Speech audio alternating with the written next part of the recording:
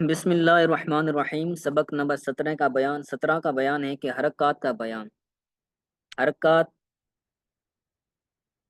حرکت کی لغوی معنی کیا ہے؟ اس کے حوالے سے فرما رہے ہیں کہ حرکت کے لغوی معنی ہلنے کے ہے۔ حرکت یعنی ہلنا، اور اصطلاحی معنی ہے کہ اصطلاح تجوید میں زبر زیر پیش کو حرکات کہتے ہیں۔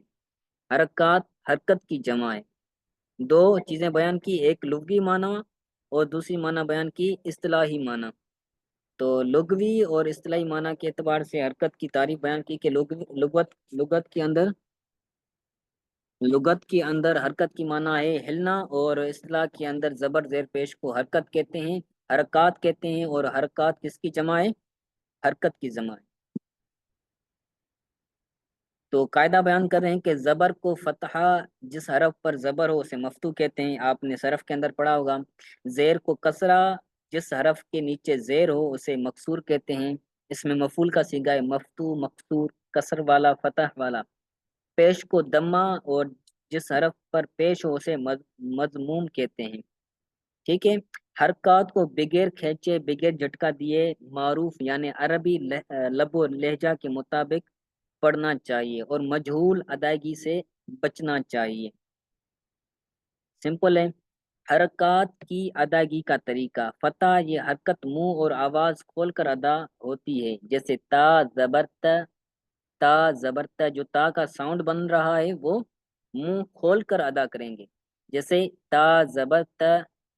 کسرہ یہ حرکت منہ اور آواز جھکا کر ادا ہوتی ہے، منہ بھی جھکائیں گے اور آواز بھی جھکائیں گے۔ تا زیر تی، تا زیر تی۔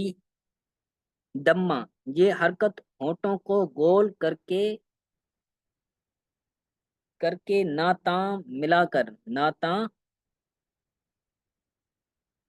ناتمام ملانے سے ادا ہوتی ہے، جو دونوں ہونٹ ہیں ان کو جب گول کریں گے تو یہ تا ادا ہوگی۔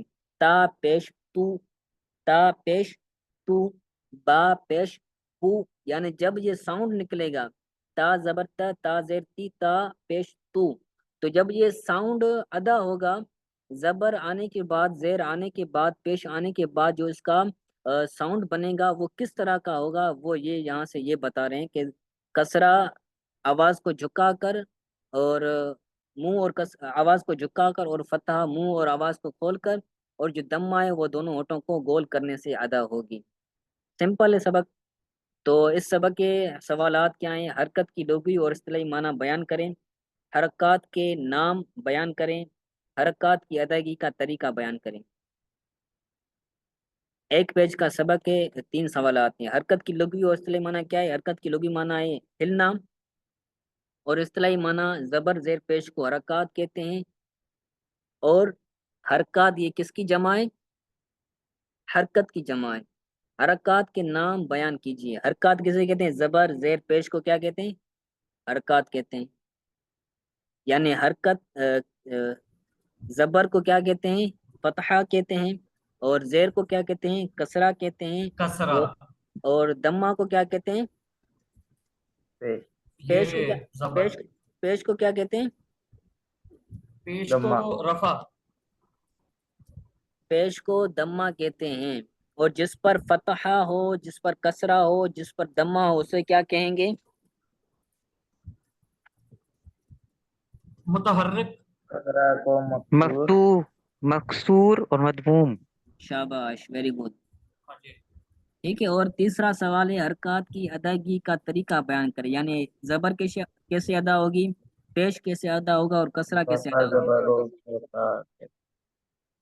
فتح اور آواز کو کھول کر ادا ہوگی، فتح فتح منہ اور آواز کو کھول کر ادا ہوگی، اور کسرہ منہ اور آواز کو جھکا کر ادا جھکا ادا کر ہوگی، اور دمہ کیا ہوگا؟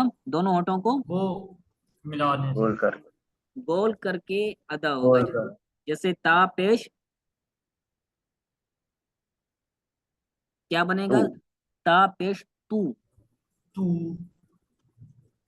صحیح ہے۔ تو اگر اس میں سے کوئی بات رہ گئی ہو، سمجھ نہ آئی تو پوچھ لو، اور اگر پچھلے والے سبق کی بھی کوئی چیز رہ گئی ہو، سمجھ نہ آئی ہو تو پوچھ سکتے ہیں۔